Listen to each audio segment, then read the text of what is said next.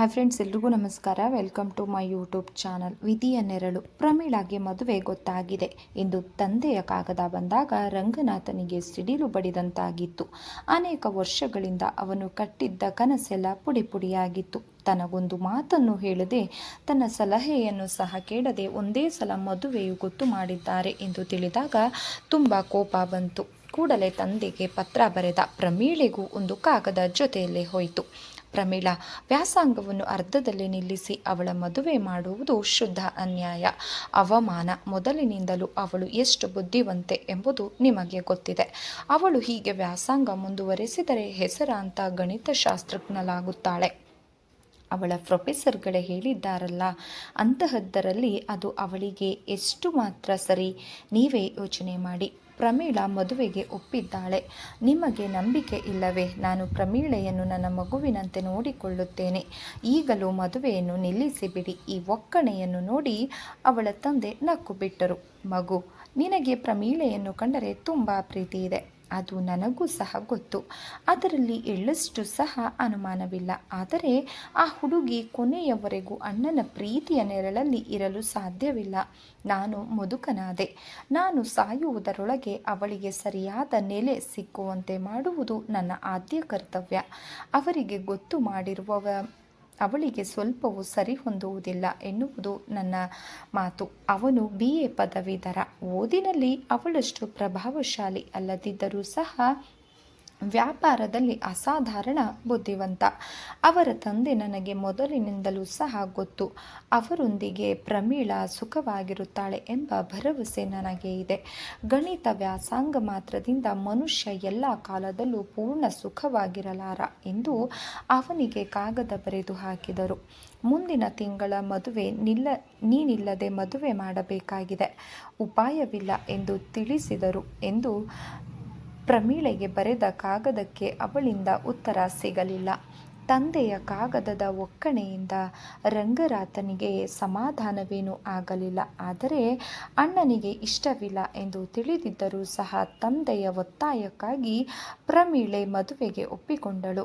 ಮದುವೆ ಮಾಡಿ ತಂದೆ ತನಗೇನು ಅನ್ಯಾಯ ಮಾಡಲಾರರಿಂದ ನಂಬಿಕೆ ಇದ್ದರೂ ಸಹ ತನ್ನ ಓದು ಅರ್ಧಕ್ಕೆ ನಿಂತದ್ದು ಸ್ವಲ್ಪ ಕಷ್ಟವಾಗಿತ್ತು. ಆದರೂ ಪರಿಸ್ಥಿತಿಗೆ ಹೊಂದಿಕೊಂಡು ಹೋಗುವುದು ಅನಿವಾರ್ಯ. ಆದ್ದರಿಂದ ಮನಸ್ಸಿಗೆ ಸಮಾಧಾನ ಮಾಡಿಕೊಂಡು ಪ್ರಮೀಳೆ ಮದುವೆ ವಿಜೃಂಭಣೆಯಿಂದ ನಡೆಯಿತು. ವರ ಕಲ್ಕತ್ತೆಯ ಸುಪ್ರಸಿದ್ಧ ವ್ಯಾಪಾರಿಯ ಮಗ. ಅವನ ತಂದೆ ಚಿಕ್ಕ ವಯಸ್ಸಿನಲ್ಲಿಯೇ ಕಲ್ಕತ್ತಾಗೆ ಹೋಗಿ ವ್ಯಾಪಾರ ಮಾಡಿ ಸಾಕಷ್ಟು ಆಸ್ತಿಯನ್ನು ಸಹ ಸಂಪಾದಿಸಿದ್ದರು. ಆದರೂ ಸಹ ತನ್ನ ಊರಿನ ಕಡೆಯ ಹೆಣ್ಣು ಬೇಕೆಂದು ತನ್ನ ಸ್ನೇಹಿತನ ಮಗಳೇ ಸೊಸೆಯಾಗಿ ಸಿಕ್ಕುತ್ತಾಳೆ ಎನ್ನುವ ಅತ್ಯಂತ ಸಂತೋಷದಿಂದ ಒಪ್ಪಿಕೊಂಡಿದ್ದರು. ಮದುವೆಯಾಗಿ ಪ್ರಮೀಳಾ ಕಲ್ಕತ್ತಾಗೆ ಹೊರಟು ಹೋದಳು. 10 ವರ್ಷಗಳು ಕಳೆದ ನಂತರ ರಂಗನಾಥನ ಮನೆಯಲ್ಲಿ ತುಂಬ ಬದಲಾವಣೆಗಳು ಆಗಿ ಹೋಗಿತ್ತು. 2 ವರ್ಷದ ನಂತರ ಪ್ರಮೀಳಾ ಹಿಂತಿರುಗಿ ತಂದೆಯ ಮನೆಗೆ ಬಂದಳು. ತನ್ನ ಮದುವೆಯಾಗಿ ಸ್ವಲ್ಪ ದಿನದೊಳಗೆ ತಂದೆಯನ್ನು ಸಹ ಕಳೆದುಕೊಂಡಳು. ಪ್ರಮೀಳೆಯ ಗಂಡ ರಾಮಚಂದ್ರನನ್ನು ಕಂಡರೆ ಅವನ ಮನಸ್ಸಿನಲ್ಲಿ ಸ್ವಲ್ಪವೂ ಸಹ ವಿಶ್ವಾಸ ಎಂಬುದು ಮೂಡಿರಲೇ ಇಲ್ಲ. ಯಾವುದೇ ಒಂದು ಭ್ರಮೆಯಲ್ಲಿ ತಕ್ಕವನು ತಾನಲ್ಲದಿದ್ದರೂ ಸಹ ಅವನ ಮನಸ್ಸನ್ನು ಅಪಹರಿಸಿರುವ ಅಪರಾಧಿ ಎಂದು ಅವನ ಭಾವನೆಯಾಗಿತ್ತು. ಇಲ್ಲಿ ಹಣವಿದ್ದರೇನು, ಅವಳ ಬುದ್ಧಿಯ ಮಟ್ಟಕ್ಕೆ ಸರಿಯಾಗಿ ಇವನ ಬುದ್ಧಿಯು ಇರಬೇಕಲ್ಲವೇ? ಆದರೆ ಪ್ರಮೀಳನನ್ನು ನೋಡಿದ ಕೂಡಲೇ ಅವಳು ಸುಖ ಸಂತೋಷವಾಗಿಯೇ ಇರುವಳೆಂದು ತೋರಿತು.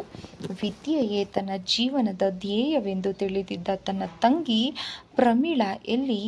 ಗಂಡ ಮಗುವನ್ನು ಸರ್ವಸ್ವ ಎಂದು ತಿಳಿದು ಆನಂದ ಪಡುತ್ತಿರುವಂತಹ ಈ ಹೆಂಗಸೆಲ್ಲಿ?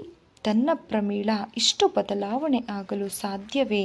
ಇದಕ್ಕೆಲ್ಲ ಕಾರಣನಾದ ರಾಮಚಂದ್ರನನ್ನು ಕಂಡರೆ ಕೋಪ ಉಕ್ಕಿ ರಂಗನಾಥನಿಗೆ ಬರುತ್ತಿತ್ತು. ಆದರೆ ವಿಧಿ ಲಿಖಿತ ರಾಮಚಂದ್ರನಿಗೆ ಕಾಯಿಲೆ ಗಂಭೀರ ಸ್ವರೂಪ ತಾಳಿ ಆಕೆ ರಂಗನಾಥನಿಗೆ ಪತ್ರ ಬರೆಯಬೇಕಾಗಿತ್ತು. ತಕ್ಷಣ ರಂಗನಾಥನ ಮನದಲ್ಲಿ ರಾಮಚಂದ್ರ ಸತ್ತು ಹೋದರೆ ಎಂಬ ಯೋಚನೆ ಮೂಡತೊಡಗಿತು. ಮರೆಯಲು ಎಷ್ಟೇ ಪ್ರಯತ್ನ ಪಟ್ಟರೂ ಸಹ ಮತ್ತೆ ಮತ್ತೆ ಅದೇ ಅವನ ಮನಸ್ಸಿನಲ್ಲಿ ಸುಳಿಯುತ್ತಿತ್ತು. ತಕ್ಷಣ ರಾಮಚಂದ್ರ ರಂಗನಾಥರಾಯರಿಗೆ ಸ್ವಾಗತಿಸಿದರು. ನೀವು ತೊಂದರೆ ತೆಗೆದುಕೊಳ್ಳಬೇಡಿ ಎಂದು ಹೇಳಿದಾಗ, ಇದರಲ್ಲಿ ತೊಂದರೆ ಏನು ಎಂದು ಹೇಳಿದರು. ಯಾವ ಡಾಕ್ಟರ್ಗೆ ನೋಡುತ್ತಿದ್ದಾರೆ?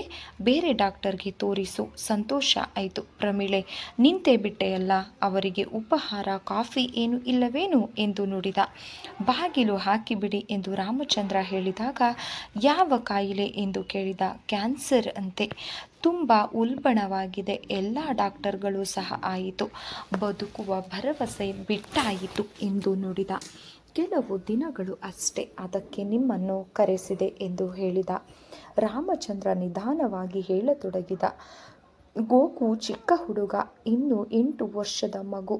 ಮರೆತು ಬಿಡುತ್ತಾನೆ. ಅವನ ಓದಿಗೆ ಎಲ್ಲದಕ್ಕೂ ಬೇಕಾದಷ್ಟು ಹಣವನ್ನು ನೋಡಿಕೊಳ್ಳುವುದಕ್ಕೆ ಪ್ರಮೀಳಾ ನೀವು ಎಲ್ಲರೂ ಇದ್ದೀರಿ. ಆದರೆ ಪ್ರಮೀಳಾ, ಅವಳಿಗೆ ನಾನಿಲ್ಲದೆ ಬದುಕಿರುವುದು ಕಷ್ಟ.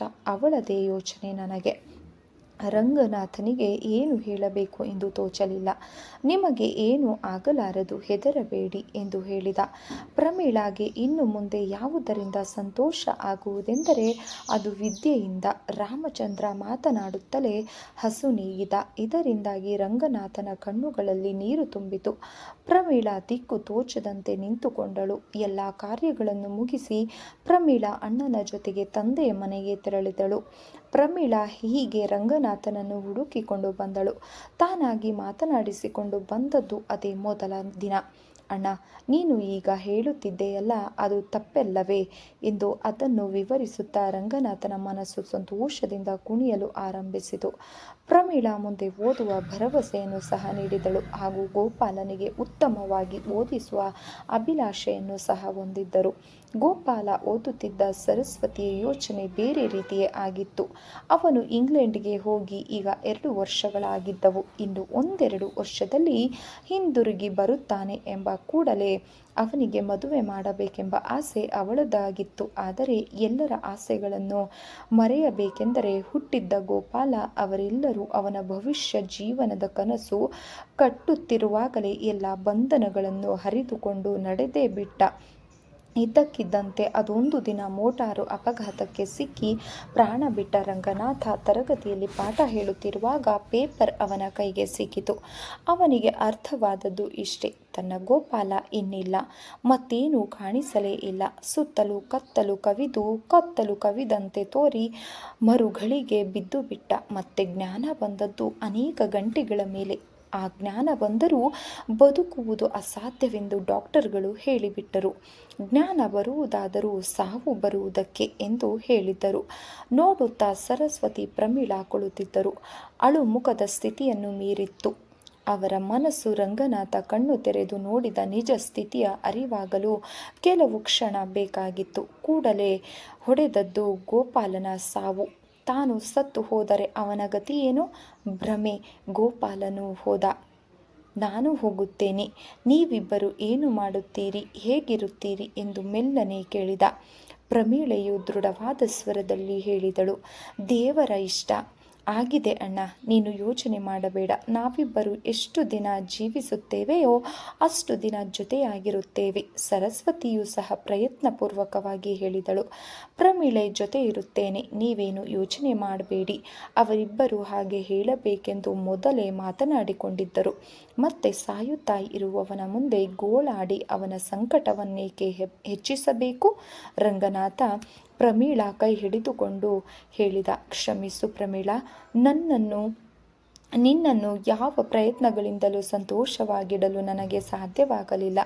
ಆದರೆ ಈಗ ಗೋಪಾಲನನ್ನು ಪ್ರೀತಿಸಿ ಅವನನ್ನು ಕಳೆದುಕೊಂಡಾಗ ಪ್ರೀತಿ ಎಂಬುದೇನು ಎಂದು ಗೊತ್ತಾಯಿತು. ಮುಂದೆ ಪ್ರೊಫೆಸರ್ ಕೆಲಸವನ್ನು ಮುಂದುವರೆಸಿಕೊಂಡು ಇದ್ದಳು. ಕಲ್ಲಿನ ಮೂರ್ತಿಗಳಂತೆ ಇಬ್ಬರು ಹೆಂಗಸರು ಆ ದೊಡ್ಡ ಮನೆಯಲ್ಲಿಯೇ ಕ್ಷಣ ಕ್ಷಣಕ್ಕೂ ಗೋಪಾಲ ರಂಗನಾಥನ ನೆನಪು ಕೊಡುತ್ತಿದ್ದ ಆ ಮನೆಯಲ್ಲಿಯೇ ತಮ್ಮ ಬಾಳುವೆಯನ್ನು ಕಳೆಯುತ್ತಿದ್ದರು. ಪ್ರಮೀಳಾ ಹೊರಗೆ ದುಡಿಯುತ್ತಿದ್ದಳು. ಸರಸ್ವತಿ ಮನೆಯಲ್ಲೇ ದುಡಿಯುತ್ತಿದ್ದಳು. ಆ 2 ಜೀವಗಳು ದಿನಗಳನ್ನೇ ಎಣಿಸುತ್ತಾ ಬದುಕುತ್ತಿದ್ದವು. ಸ್ನೇಹಿತರೆ, ಈ ಒಂದು ಕತೆ ನಿಮಗೆ ಇಷ್ಟ ಆಗಿದ್ರೆ ದಯವಿಟ್ಟು ಲೈಕ್ ಮಾಡಿ, ಸಬ್ಸ್ಕ್ರೈಬ್ ಮಾಡಿ, ಸಪೋರ್ಟ್ ಮಾಡಿ ಫ್ರೆಂಡ್ಸ್. ಧನ್ಯವಾದಗಳು.